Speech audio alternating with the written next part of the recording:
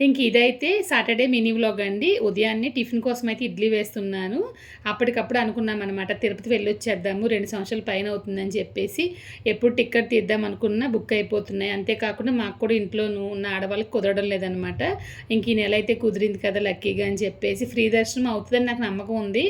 అందుకని చెప్పేసి ముందు రోజు శుక్రవారం మా ఆయనకి చెప్పాననమాట. ఉదయాన్నే వెళ్ళొచ్చేద్దామండి అని చెప్పేసి. ఆయనకైతే 100% నమ్మకమే లేదు. నాకైతే 100% నమ్మకంగా లేదు. సాయంకాలం కాదు దర్శనం అయిపోద్దని చెప్పి నేనైతే అన్నాను.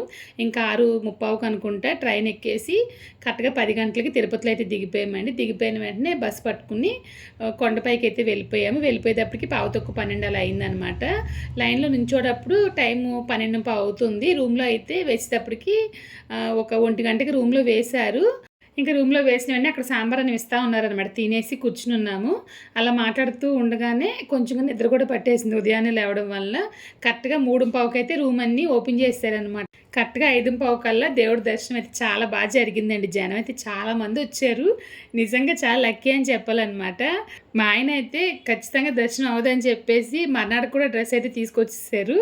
ఇంక 7:30 టైంకి బయటకు వచ్చేసి ఫాస్ట్ ఫుడ్ సెంటర్లో చాలా బాగుంటుంది కదా తిరుపతిలో తినేసి వెంటనే మేము కొండ కిందకి వచ్చేసి రేణిగుంట అయితే వెళ్ళిపోయి అక్కడ ఒక 12 గంటలకు వెళ్ళామన్నమాట. రెస్ట్ తీసుకుని 3:45 గంటలకు రేణిగుంటలో ట్రైన్ ఎక్కేసి ఉదయాన్నే 7:30 కల్లా చెన్నై ఎగ్మూర్కి అయితే వచ్చేసామండి.